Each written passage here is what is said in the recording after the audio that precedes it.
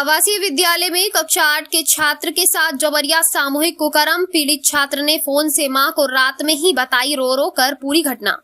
Police ने घटना को मारपीट में किया दर्ज, नहीं कराया चिकित्सीय परीक्षण। न्याय पाने के लिए शिकायत करने गए पीड़ित परिजनों को नहीं सुना एसपी ने। आपको बता दें, वैसे तो उत्तर प्रदेश सरकार अपराधों पर नियंत्रण रखने के उद्देश्य से नए नए कानून बना रही है। वहीं प्रदेश सरकार महिलाओं व किशोरियों की सुरक्षा की बात कर रही है, तो वहीं वैसी दरिंदों के आगे नौनिहाल छात्र भी सुरक्षित नहीं है। ऐसा ही एक मामला जनपद मैनपुरी के भोगांव थाना क्षेत्र में समाज कल्याण विभाग द्वारा संचालित पंडित दीनदयाल उपाध्याय राजकीय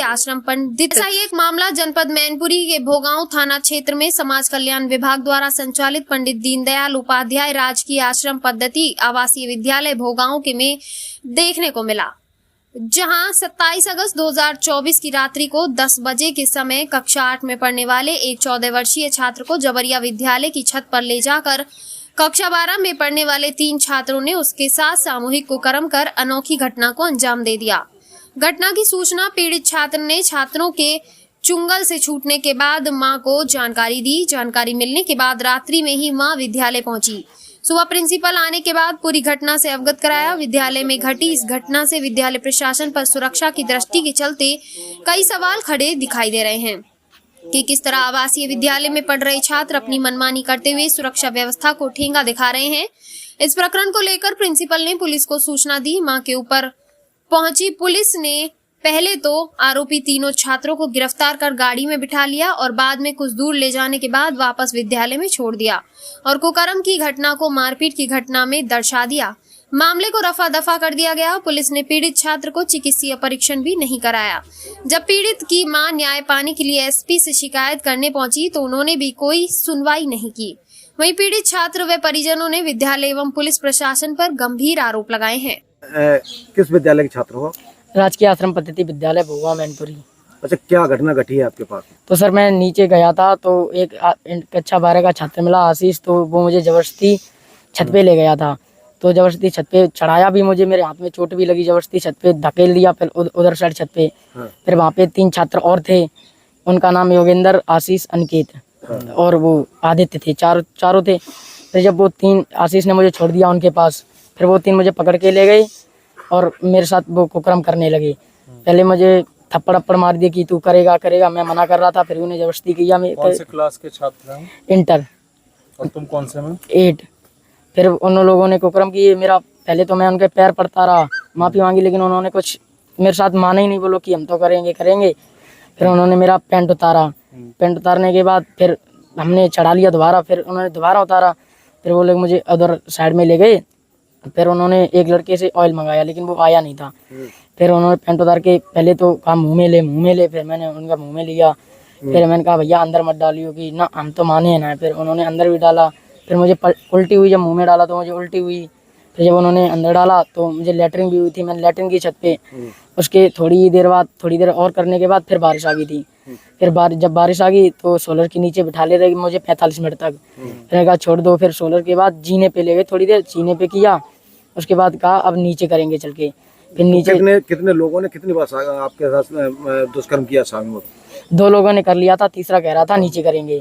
2 लोगों ने कर लिया था।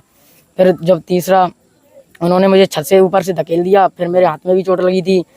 तो उसके बाद उन्होंने कहा आप जीने पे आ जाना। फिर हम जब जीने पे गए नहीं उनके पास, तो वो लोग पहले चले गए थे। फिर जीने पे नहीं, वो मेरे रूम में आए और मेरा हाथ पकड़ जबरदस्ती ले जाने लगे। फिर मैं गया नहीं उनके पास।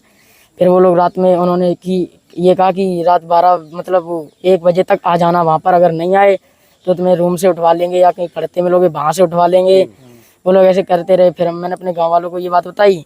फिर वो लोग बाहर गए कि बाहर आओ, बताओ कौन वाले कि आपके वहीं पे रहते थे? हाँ, 2 लोग और थे, 2 लड़के। फिर बाहर बुलाया उनको और उन्होंने कहा कि क्यों ले जा रहे थे इसे, कि गाँव वालों से उन लोगों ने कहा कि तुझे क्या, मैं तो ले जाऊँगा तो कुछ नहीं कर पाएगा। शिकायत की तुमने फिर? हाँ, सुबह मैंने टीचर से शिकायत की। क्या बोला? कि टीचर 10 साढ़े 10 बजे कि मेरे साथ बच्चों ने ऐसा मतलब कुकर्म किए मेरे साथ। तो उन्होंने कहा प्रधानाचार्य से जाओ। फिर मैं प्रधानाचार्य से गया। प्रधानाचार्य ने कहा क्लास टीचर से जाओ। फिर मैं क्लास टीचर से गया। ऐसे ही ये लोग कहते रहे। प्रधानाचार्य कौन है तुम्हारे यहाँ? अश्विनी। पूरा नाम क्या है? अश्विनी कुमार। फिर क्या हुआ? फिर उन्होंने कहा एप्लीकेशन लिखो। फिर मैंने एक एप्लीकेशन लिखी उन लोगों के नाम। फिर उन लोगों को बुलाया गया, उनसे भी लिखवाया गया, पर उन्होंने बस ये लिखा था मारपीट हुई, फिर प्रधान सही से लिखवाया, उन्होंने लिखा ये सब। अच्छा, पुलिस वहाँ पहुंची तो पुलिस ने क्या तुम्हारे साथ में मतलब कितना सहयोग किया तुम्हारा? पुलिस वहाँ पर पहुंची, पुलिस ने कुछ नहीं किया, बस मुझसे लिखवा लिया कि ये हुआ, पूछा मुझसे और उसके बाद चली गई। और जो 100 नंबर आई थी उसने उन बच्चों को बिठारा भी, गाड़ी में ले जा रहे थे, पर फिर 112 आ गई, वो रास्ते से उलटा ले आई।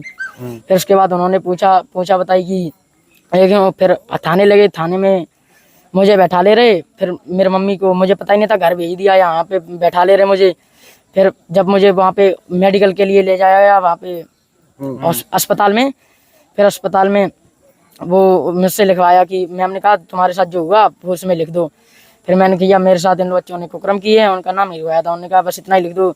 फिर मैंने इतना ही लिखा और उन्होंने साइन किए, मेरे साइन किए, अंगूठा लगवाया मेरा, और एक जने और थे उनके साइन करवाए। तुम्हारे साथ पुलिस ने मारपीट भी की? हाँ, मारपीट की और गाली दी मुझे पुलिस। पुलिस ने क्या कहा उस समय? गाली जब आपकी क्या बोला क्या? डॉक्टरी होने गई थी तो पुलिस ने क्या आपको दबाव दिया? कि मुझे दबाव कि अगर तू मतलब मैं जो कहूँगा वो नहीं करेगा तो तेरी मम्मी से दूर रखूंगा, यहीं जेल में तेरी जिंदगी बर्बाद कर दूंगा। मैं बता रहा हूँ भाई, कर मुझे कान पकड़ के उठाया, बैठारा, खड़ा करा, मेरे दर्द हो रहा था बहुत, मारा मुझे।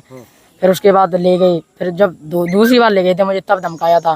फिर दूसरी बार लिखवाया कि ये लिख दे इसमें जो मेरे साथ कुछ नहीं हुआ। फिर मैंने लिखा मेरे साथ कुछ नहीं हुआ, तो ये सिर्फ पुलिस ने दबाव दिया था तुम्हें? हाँ, पुलिस ने दबाव दिया था मेरे साथ। नाम पता है उनका? ऐसा ही नहीं, नाम नहीं पता, वो भूगाऊँ। थाने में दबाव बना रहे थे? हाँ, अकेले थे कमरे में और इधर होगा थे बस। तो वहीं तुम्हें धमकी भी दे रहे थे? हाँ, वही धमकी दे रहे थे कि तेरी मम्मी 3 से। स्टार लगे थे? 2 लगे?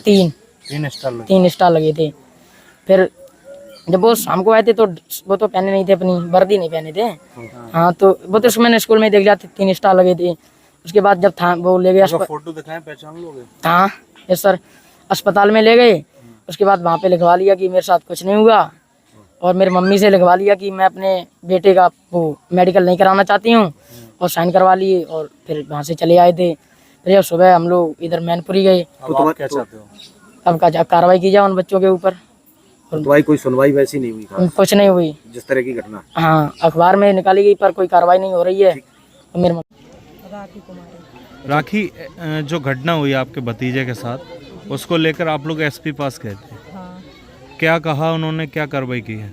हमने कहा सर हमारे बच्चे के साथ ये दुष्कर्म किया गया है, इसकी कार्रवाई की जाए। अभी तक हमारे बच्चे की कोई कार्रवाई नहीं हुई, ना मेडिकल कराया गया। तो वो बोले कि ऐसे हादसा होते रहते हैं, तुम ये तमाशा लेके घूम रही हो, ये तमाशा ठीक रहता है? बच्चे को जिंदगी बर्बाद हो जाएगी, बच्चा जेल चला जाएगा, तुम्हारा बच्चा भी गलत है। क्या नाम, कोई कार्रवाई नहीं होगी, बच्चों को जेल नहीं भेजा जाएगा, नाबालिग बच्चे हैं, कर दिए वो, ये तमाशा नहीं बनाया जाता है इन बातों का। और उन्होंने हमारी कोई सुनवाई नहीं की। फिर क्या बोले? वो चले गए अपने, कहीं जा रहे कि हमें अभी अर्जेंट काम है, हम जा रहे हैं। हमने बहुत रिक्वेस्ट की, हमने कि सर 2 मिनट हमारी बात सुन लो, उसके बाद चले जाना। कि अरे ऐसे होते रहते हैं, तुम तमाशा बना के घूम रही हो, घर जाओ चुपचाप। अब आप क्या चाहते हो? हम यही चाहते हैं जो मतलब हमारे बच्चे के साथ दुष्कर्म हुआ है उसका न्याय किया जाए, हमारे बच्चे को न्याय दिलाया जाए और उचित से उचित कार्रवाई की जाए।